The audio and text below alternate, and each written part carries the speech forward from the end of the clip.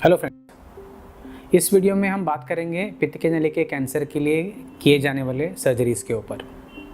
मेरा नाम डॉक्टर प्रवीण कमार है। मैं कैंसर सर्जन हूँ और डाइजेस्टिव सिस्टम कैंसर्स मेरा स्पेशलिटी है। मैं डाइजेस्टिव सिस्टम कैंसर्स के 5000 से भी ज़्यादा सर्जरीज़ कर चुका हूँ।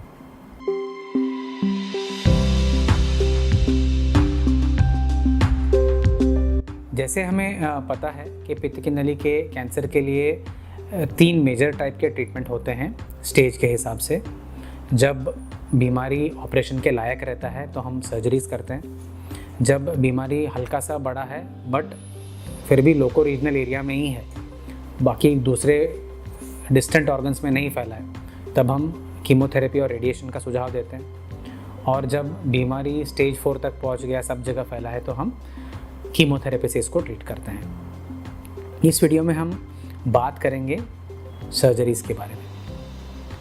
हमारे पहले वीडियो में भी हमने इसके बारे में बात किया है कि पित्त की नली का कैंसर अलग अलग जगह पे पैदा हो सकता है, जैसे लिवर में, या जहाँ पे वो पित्त की नली लिवर से निकलकर अतड़ी तक पहुँचने में है।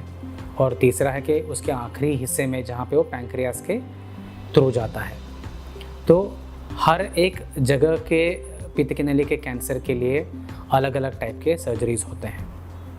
तो इस वीडियो में हम बात करेंगे लिवर के अंदर पैदा होने वाले पित्त की नली के कैंसर के लिए क्या सर्जरीज़ किए जाती हैं। मेडिकल टर्म्स में हम इस कैंसर को इंट्राहेपेटिक कोलेंजियोकार्सिनोमा बोलते हैं, इन शॉर्ट ICC। तो क्योंकि दोस्तों ये कैंसर लिवर के अंदर पैदा हो रहा है, ये कॉमन सेंस वाली बात है कि ये सर्जरी में लिवर का हिस्सा निकालना पड़ता है। सर्जरी में लेके जाने से पहले हमें ये कंफर्म करना रहता है कि पेशेंट का जनरल हेल्थ अच्छा है, पेशेंट मेजर सर्जरी के लिए फिट है। थोड़े बहुत इंट्राहेपेटिक कोलेंजियोकार्सिनोमा के पेशेंट्स हैं जहाँ पे अगर पीलिया बड़ा है तो हमें पीलिया कम करने के लिए डीकॉम्प्रेशन भी करना पड़ सकता है। हालांकि ये टाइप के बीमारी में ऐसे डीकॉम्प्रेशन करने के ज़रूरत बहुत ही कम रहता है। किस प्रकार का लिवर रिसेक्शन करना है, कितना लिवर का हिस्सा निकालना है, ये निर्भर करता है कि कितना बड़ा पित्त की नली का कैंसर है और लिवर के कौन से हिस्से को उसने पकड़ा हुआ है। थोड़े पेशेंट्स में हो सकता है कि राइट साइड के लिवर को निकालना पड़े, जिसको हम राइट हेपेटेक्टमी बोलते हैं। थोड़े बहुत पेशेंट्स में लेफ़्ट हेपेटेक्टमी करना पड़ सकता है, जहाँ पे हम लेफ़्ट साइड के लिवर को निकालते हैं। बट ये कंफर्म करना ज़रूरी रहता है कि जो बचा हुआ लिवर है वो हेल्दी है, और जो निकाला हुआ लिवर का जो फंक्शन है इसको भी ये संभाल सकता है। इसके लिए हम लिवर का कंडीशन, ओवरऑल कंडीशन, कैंसर के अलावा बाकी बचे हुए लिवर का कंडीशन देखते हैं, लिवर फंक्शन देखते हैं, पेशेंट को बाकी लिवर रिलेटेड डिजीज़ेस हैं क्या वो देखते हैं, पोर्टल हाइपरटेंशन है क्या देखते हैं। और इन सब चीज़ों को मद्देनज़र रखते हुए सर्जरी का प्लानिंग होता है। अगर बचा हुआ लिवर इतना अच्छे कंडीशन में नहीं है तो कई बार हमें नॉन एनाटॉमिकल रिसेक्शन करना पड़ता है। इसमें हम जैसे एनाटॉमिकल तरीके से सर्जिकल करेक्ट प्लेन्स में जाके इंट्राहेपेटिक कोलेंजियोकार्सिनोमा का हम सर्जरी नहीं करते हैं, जिसमें हम मैक्सिमम लिवर बचाने के लिए नॉन एनाटॉमिकल रिसेक्शंस करते हैं। इससे ये एडवांटेज है कि बीमारी भी निकल जाता है अच्छे तरीके से, और पेशेंट का जो बचा कुचा लिवर है वो सफिशिएंट रहता है लिवर फंक्शंस मेंटेन करने के लिए।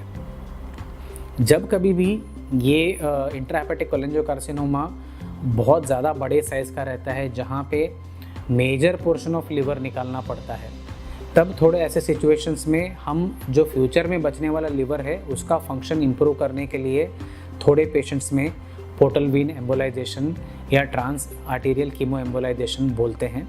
ये ऐसे तरीके हैं जहाँ पे हम ट्यूमर को, जो खून का बहाव है, उसको रोकते हैं और उस तरफ के लिवर के खून का बहाव को भी रोकते हैं, ताकि जो फ्यूचर में बचने वाला लिवर है उसको मैक्सिमम खून का बहाव मिले और वो और ज़्यादा ग्रो हो जाए, ताकि सर्जरी के बाद ये अच्छे से काम करे और पेशेंट के हेल्थ को कोई हानि नहीं पहुँचे। सो दोस्तों ये था in short about surgeries for intrahepatic cholangiocarcinoma. कई सारी तकनीकी चीज़ें रहती हैं इन सब चीज़ों में, क्योंकि पित्त की नली के इर्द गिर्द में ही लिवर के खून की नसें रहती हैं जो खून को लेके आती हैं और खून को लिवर से आगे भी लेके जाती हैं। और लिवर के आजू बाजू में कई सारी मेजर ऑर्गन्स हैं, खून की नसें हैं, इनका रिलेशन भी हमें जानना रहता है सर्जरी से पहले, ताकि सर्जरी सेफ रहे। तो दोस्तों, इंट्राहेपेटिक कोलेंजियोकार्सिनोमा के सर्जरी के बारे में आपको डाउट है तो हमें कमेंट्स में लिख के बताइए। हमारे अगले सेक्शन में हम हाइलार कोलेंजियोकार्सिनोमा के लिए कौन से सर्जरीज करते हैं और डिस्टल कोलेंजियोकार्सिनोमा में कौन से सर्जरीज करते हैं, हम इसके बारे में बात करेंगे। Thank you.